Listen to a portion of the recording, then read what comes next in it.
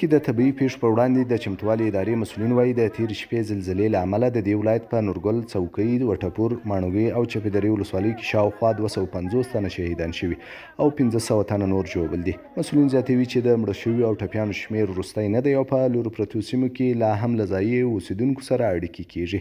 د مسؤلینو په خبره په دغو ولسوالیو کې د ژغورنې عملیات هم روان دي. دوی زیاتوي چې د څوکۍ ولسوالۍ اړوند د دیوګل او نورګل ولسوالیو مزار درې ته غځېدلې لارې هم د غره ښویېدنې له امله تړل شوي دي. د تېرې شپې زلزلې له امله په نورګل ولسوالۍ کې څو کلي د خاورو لاندې شوي چې اټکل کېږي سلګونه کسان به یې هم لاندې کړي وي. د دغو سیمو اوسېدونکي له خلکو غواړي چې مرستې ته ورشي او د ټپیانو او مړو شویو په رایستلو کې ورسره همکاري وکړي.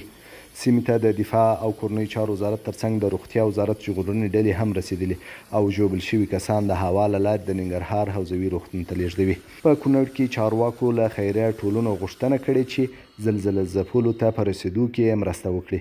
مسؤلینو ویلي د نورګل ولسوالۍ د مزار درې ته تللې ټولې غرنۍ لارې تړلي او زلزله ځپلو ته یوازې د الوتکو له لارې مرستې شونې دي. د لغمان ولایت ویان عبدالمالک نیازی وایي چې په دغه ولایتونو کې د تېرې شپې زورورې زلزلې له امله 58 کسان ژوبل شوي چې ښځې او ماشومان هم پکې شامل دي چې د یاد ولایت د والي له لورې له ژوبل شوو کسانو سره نغدي مرستې هم شوي دي. بلخوا د ننګرهار ولایت مسؤلین وایي د تېرې شپې د زلزلې له امله 10 کسان شهیدان شوي او 250 ژوبل دي.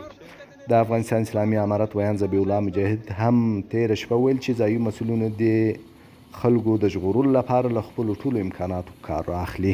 د ریختر په کچه 6 او ورپسې د 15.2 درجو 2 ټکانونو او 4.7 درجې وروستی ټکان د کونړ سربیره په ننګرهار او لغمان کې هم مرشوب لاړولې او د کابل او خیبر پښتونخوا په ځینو سیمو کې هم حس شوي دي. د امریکا ځمکپېژندنې ادارې د دې زلزلو مرکز جلال اباد ښار ښودلی دی.